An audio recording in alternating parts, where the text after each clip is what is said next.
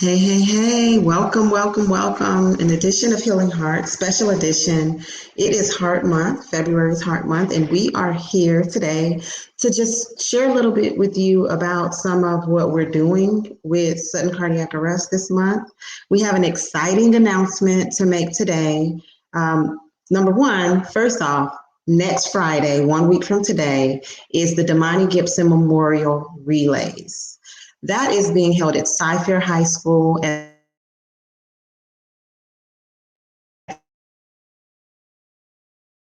Cy-Fair High School. We were screening for a relay, a special relay that they're doing in honor of Damani, where the first and the second legs will do 100 meters each, and then the third leg will do their 100, and then the 100 meters that the fourth leg would have run, which would have been Damani's leg. So they are truly doing it for Damani, finishing the race for Damani, not just for Damani, but for Damani and all of the youth across the nation who cannot do it for themselves, the thousands of youth who we lose every year to sudden cardiac arrest. But today is not just about Damani. Today, I want to honor another young man who passed away from sudden cardiac arrest, actually 15 years ago at the age of 15, Gerard Hubbard. He lived in Dallas, and his mom lives there, Michelle McCaney Johnson. She and I have communicated, and I made it a mission after our efforts in October to make sure that we're able to support other families and raise awareness collectively, because a lot of times we get so caught up in doing things individually that we lose the strength in numbers and we lose the power that we have. It's like, you have a rope and there's strings that are together. If you have this one little string of thread, that string of thread is not strong. But when you string it together and you create a rope, now that rope is something that when you tie it together can haul a truck. It has power. So the same for us. Individually, we are a drop, but together we are an ocean. And water has the ability to crash through, break through dams, and just change the structure of things. So together, our strength is in numbers. Next week at the Damani Gibson Memorial Relays, we will have strength in numbers because we have mothers coming from all across the nation, coming here so that we can stand together. When they told me about the relays, yes, it will be great for me to stand up and represent Damani and show that he was lost, and for me to verbally tell them this is not rare. It happens to kids all across the nation. But when we get up there together, and you have 10 moms standing across the field together in unison, sharing that we all children to this. This is not rare. One of the mothers who's coming, her son passed away 5 weeks before Damani. So the ripple effect. So we will be together. We're standing together, and we're asking you guys to stand with us. So get involved. Text DIFD to 833-229-0912, and you will receive a message, and you will be a part of our VIP text community. So thank you so much for joining that. You can support our efforts. You can sign up to be a volunteer. You can sign up to get your heart screened or your child's heart screened at doitfordamani.com. It is for youth up to the age of 21. So anybody up to the age of 21 can get their heart screened, and anybody can get the CPR training that's available there. But what I want to talk to you guys today about, we're going to talk to an AAU coach today who is going to share with us the struggles that AAU coaches go through with having access to AEDs. We think because they have the facility that they're at, that they're good. That's because they're at a high school, they're good. But what I want you to know is, hearing it straight from an AAU coach, what struggles they have with when it's after hours and AED is locked up, or it's inaccessible, or they're at a tournament on the weekend and there's thousands of people in attendance and they don't know where AEDs are. And this is from somebody who actually used to work for American Heart Association and has a knowledge of AEDs, but still does not have an AED available to him at practices until now. The Damani Gibson Foundation is donating an AED to this AAU team in honor of Gerard Hubbard. Let's listen. With Coach Adams from Dallas, Texas, and I'm really honored to be connecting with you, especially after talking to you earlier today and hearing your vast knowledge in AEDs as an AAU coach. But that's something that needs to be addressed, because a lot of AAU coaches do not have the knowledge that you have. AAU coaches are not required to be CPR certified or trained in AED. And then in addition, there's not a guarantee that you all have access to AEDs at the facilities that you practice and play at. If you can talk to me a little bit, first, if you can tell us a little bit about how you obtain the knowledge that you have in CPR and AEDs. I think you said you were with the Heart organization. Yes, I worked for American Heart Association for about 3.5 years. I worked in their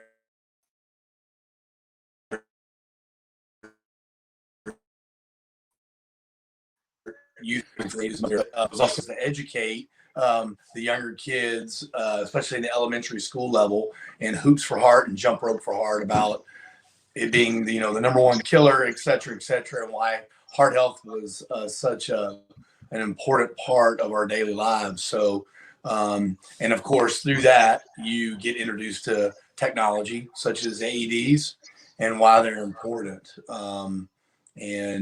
So that's really kind of my background as it relates to heart.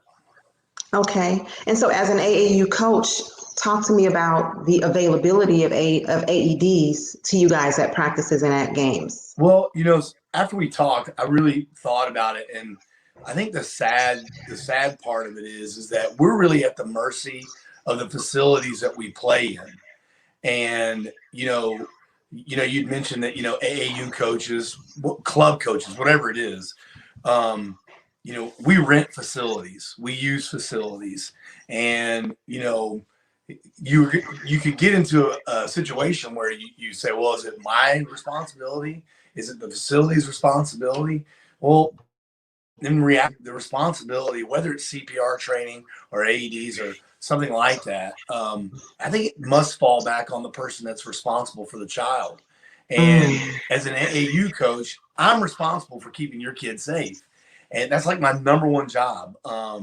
We talk about things like having a zero tolerance policy for, crazy fans and people that'll run out on the court because their baby got fouled and they want to act crazy. And, we'll take our teams off the floor in that kind of situation. Well, if we're willing to do that and interrupt a game or stop a game or forfeit a game for a kid's safety, we should also be willing to make sure that from a health perspective, that we're doing everything that we can to ensure their safety. So, at the facility we use, I know where the AED is just because of my background knowledge, but also just because of the fact that I've been renting the same facility for almost 10 years. But I would say we do not have access to it after 5:30 p.m. Well, that is a problem. And I think that's what sparked a greater conversation with you and I, and just how we can, really impact.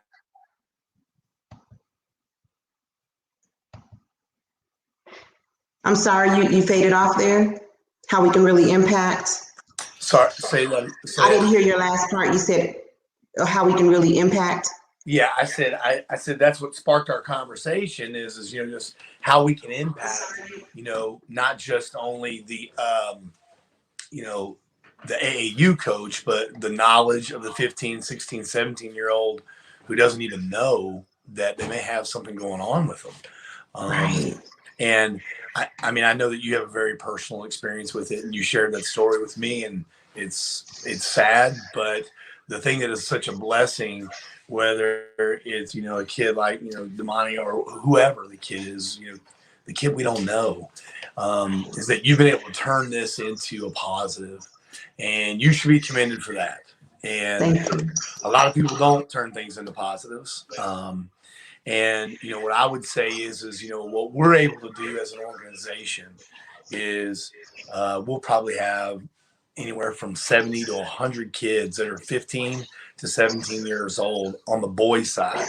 On the girls' side, we'll have another 30 or 40. So, we can impact 150 kids in that space of 15 to 17-year-olds pretty quickly. And we can also do it continuously, which I think is the most important part for an AAU coach. I may tell your kid to shoot 1,000 jump shots every single day. Well, I also need to tell him to pay attention to his body. And if there's something going on, we need to know about it. You need to know about it. We want them to be healthy and safe. And if we can keep them healthy and safe, they can continue to play. And that's what Right. you and I were talking about, was that everybody thinks that it's a, pardon the analogy, but it's a sports death sentence if you have something wrong with your heart. It's not. It's things, technology and advancements in medicine make it to where athletes can still perform at a high level and still do some great things. So, Right. Wow. And to those of you who are tuning in, this is Coach Adams with Triumph Basketball in Dallas, Texas. We're talking about AAU, and also I'm glad that you brought up the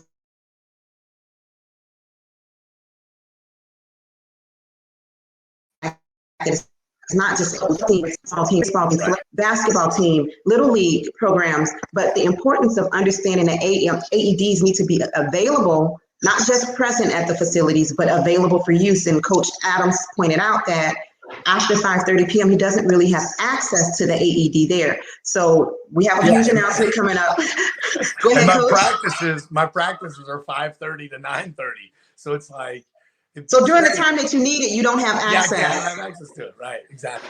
And And here's then and then at practices, he has a couple of hundred kids at a time, depending on the number of courts being used. And then you mentioned earlier at AAU tournaments, yeah. the difficulty level with, or really the non-presence of AEDs being there. And you said that sometimes in the course of a weekend, there's thousands of people in those facilities. Oh, it's crazy. Yeah. I mean, COVID, no COVID, people are going to watch their babies play sports. Okay. They don't, I think that they really don't care what the risks are involved when it comes to their child. And you can say that's good, that's bad, whatever. I don't really want to debate the merits of that. I don't really care. I go, what I do care about though is when you walk into a facility, and I'm not going to use anybody name because I think that would be unfair to them. Right. But from a code perspective, I'm certain that they probably have to have one if they're like a city supported facility. They probably have one somewhere in the gym, but I'll give you, for instance, if we're playing in a tournament and there's 1,500 people there, the likelihood that someone is going to have an incident over the weekend, over 3 days, and let's say that 4,500, 6,000 people roll through that facility in the 3-day time frame. Well, the likelihood goes up even more that there's something will happen. An ambulance more than likely will be called. Well, I know this. I mean, if you cannot get to that person quickly, it doesn't matter if 10 ambulances come. They're not going to be able to save that person. And so, and that's not always the case. I know there's different types of heart issues, but this isn't just about the safety of an athlete. I mean, it's really about the safety of everybody that attends. It could be someone that's 65 years old. I mean, the tentacles of what an AED provides and what it can do to save lives, it's remarkable. It's not kind of remarkable. It's remarkable. And so like at a game, if we had a kid that had an issue or a fan that had an issue, they would go call the trainer. Every one of these, the NCAA requires you to have trainers, not on every court, but in one trainer in the facility. Okay, well, that's like saying one doctor in a town of 1,500 people. Coach, pause. Wait, we broke up a little bit. Start back again. We're required to have trainers. Tell me that again. Yeah, we're required to have trainers per event. Okay, so meaning that if I'm host a tournament, I have to have the NCAA will require that I have a trainer. Okay, now but that there could be 1,500 people there. One trainer for 1,500 people. That's like saying one doctor for 1,500 people. I mean, probably not a great idea. And they may have an AED on them, but if they're on another court helping someone with a broken leg, a bumped head, whatever the case may be, and you have an issue on court 3 and they're on court 6, it's going to take 5 minutes for them to get over to that court. Then they're going to figure out, they'll do an assessment. It'll take another couple minutes to figure out they need their AED. And if they don't have one, then they've got to go find the one that's in the facility that is not next to court 3. It's probably by the concession stand or some area like that. And you look up and 15 minutes has gone by. Too late. It's too late.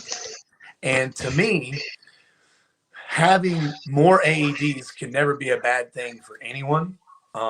So, for us, I mean, what we're excited about is having the opportunity to be able to put one of these in the facility that we use the most.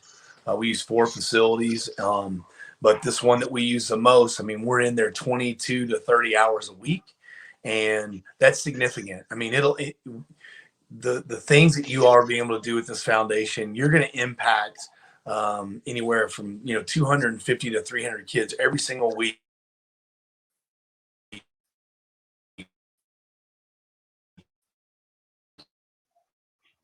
We're going to sing it from rooftops because we think it's great. We think it's fantastic. So, Thank you. And we want So, to go ahead. I'm sorry. So just to clarify, you said that there may be AEDs available at tournaments, but there aren't always AEDs available at tournaments.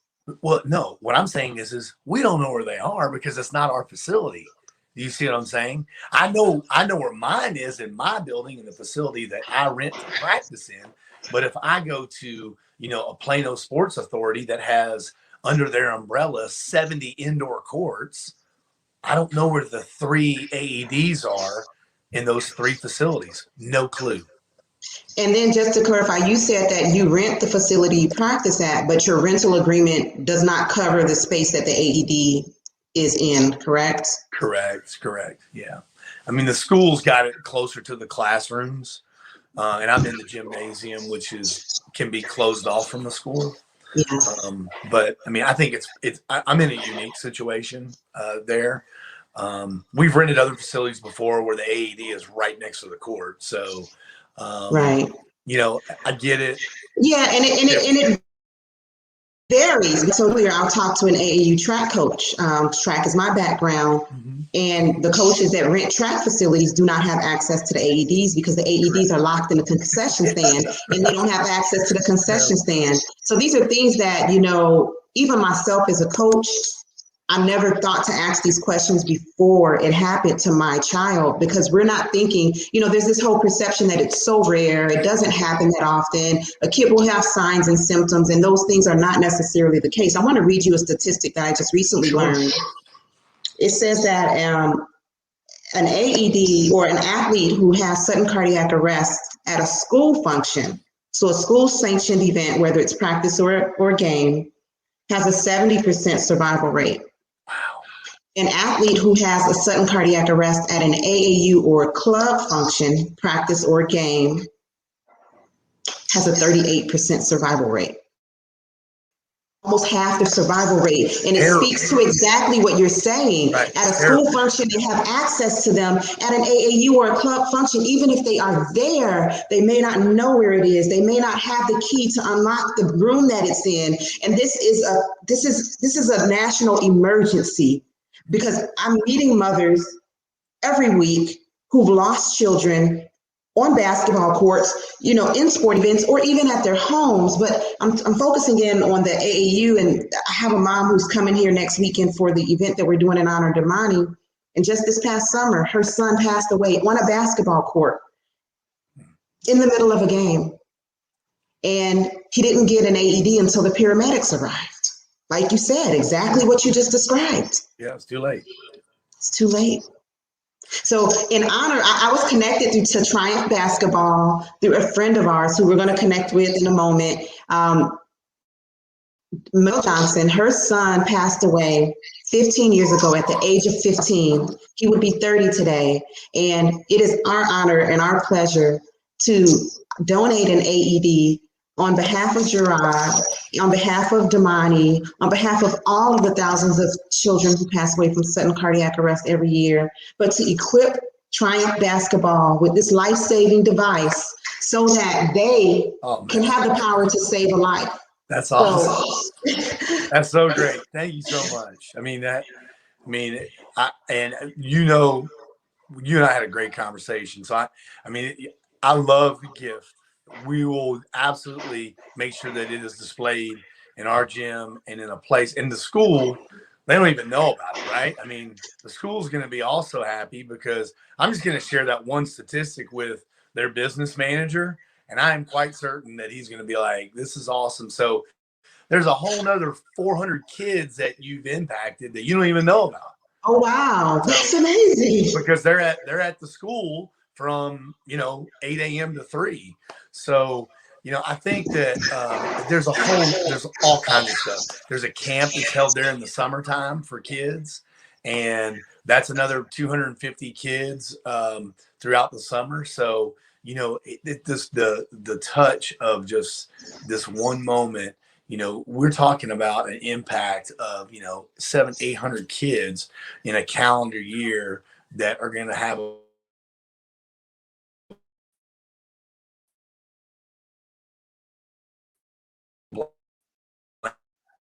blanket of because I worked at the Heart Association and I didn't think about it. You know what I mean? Like I would walk in there, I'm like, okay, I got my practice plan. I got to get out of here by, I got 1 hour to get these kids in, get them out, get them finished, and that's really not my job. It's not about my practice plan. Yeah, they got to get better, but they got to leave hopefully better than when they came there, not worse. And that's the hardest thing. I used to work for a company and for about 15, 16 years, and they used to preach all the time that our job is that we have no injuries at work, and meaning that when you show up, you got to leave as good or better than when you got here. And they talked about it every day, every day, every day. And it's the same thing. It's the same thing for us. We want people to leave better. They may be tired because we worked them out really hard, but we want them to leave better, a better person, a more understanding person that understands what grace is about, a person that understands what, health and wellness and how important, being safe and protected. And your gift is phenomenal, and we appreciate it very much. Thank you so much. And I look forward to meeting you later in March when we come out and we do the event to provide the training to your athletes, but we will get the AED to you. And thank you so much. Next week, as I mentioned before, they're doing an event to honor Damani. So we're asking different teams to wear red, whether it's at a practice or a game, and red out. And, when they post pictures on social media, use the hashtag red out, do it for Damani. And again, I want to make sure that we're honoring Gerard. So let's, everybody keep Gerard in your heart and in your thoughts as you play through your sports this season. We can do that. Thank you so much, Coach. I appreciate you taking the time. You bet. Have a blessed day. We'll see you later. You too. Okay, bye-bye.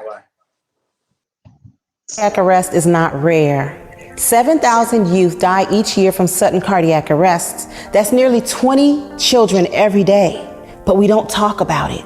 We do drills in school for fire drills, hazmat drills, intruder in the building drills, but we don't do drills for sudden cardiac arrest, and we don't talk about it as a society. It's important that we start talking about sudden cardiac arrest so that we can equip ourselves with the tools to save lives. 7,000 youth don't have to die every year. 90% of the people who have sudden cardiac arrest don't survive because people don't know how to jump into action with CPR and AEDs. Apply for an AED at doitfordamani.com for your sports team or your school, and you can reach out to us to connect with organizations all across the nation who are providing AEDs and CPR awareness. Visit us at doitfordamani.com. Subscribe to our YouTube channel so you can learn from the many resources that we have that deal with sudden cardiac arrest awareness. Do it for Damani. Keep pushing. Thank you.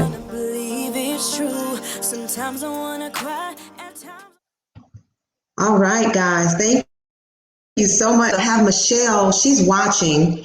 Michelle says, 15 years later, Gerard, I'm still fighting for you. Thank you, Rakaya Gibson, Sadie Washington, and Triumph Basketball. Yes, Michelle, we are all fighting together. We stand with you, sister, and we will fight this fight until until there's no more fight left in us.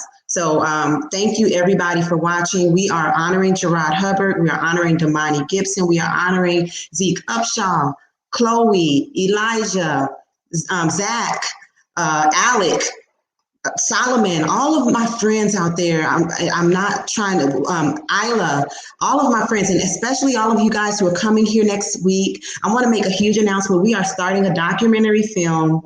We're filming next week after the track meet, the next day, Saturday. And it really touches my heart just to share a little bit about the documentary. The night that everything happened with Damani, I don't remember a lot about that night. But this documentary was given to me as an assignment. That very night, I was talking to my sister-in-law, Brandy Gibson, and we were sitting in the movie room, and I said to her, I don't understand how this could happen. I don't understand why there's not a documentary about this. Why is there not a movie about this? And we talked, and I knew at that time that this was what I needed to do. I knew that day, but I didn't make the moves yet. But I'm making the moves now. And here we are. Next weekend, we will share our stories so that no other mother will say, I did not know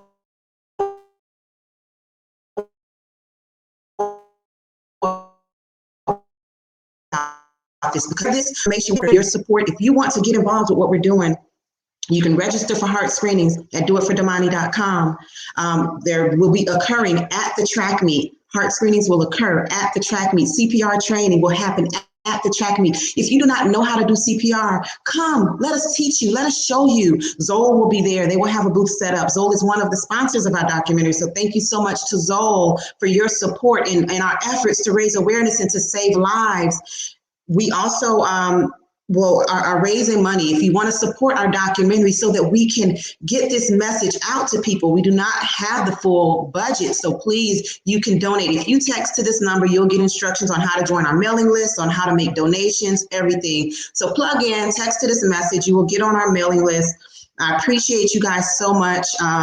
This is an emotional thing. As you see, Michelle, she's watching. And just so that you know, this pain does not go away. 15 years later, it's still painful. Do not let any other mother have to go through this pain for no reason. Help us as we try to partner with more AAU teams. If you have a team, whether it be a high school team, a middle school team, an AAU team, whatever it is that needs an AED, reach out to us. We will help you connect with an organization in your area. This is a national movement, not just something that's happening in Texas. I have foundations on the line who are all over the place in Nevada, in Chicago, in Ohio, in Michigan. We are all working together because we are stronger together. So text to the number, text the message DIFD to the number 833-229-0912. Get involved. Subscribe to us on YouTube. The video that I just played is available on YouTube. You can share that video. It's available on my page and Facebook. Follow the Damani Gibson Foundation page. There are resources and information there. Share the information because that's where our strength comes. That's how we can save people's lives. If you think about the young man, Solomon, who passed away in Dallas, we did not know each other, his mother and myself, but we have mutual friends.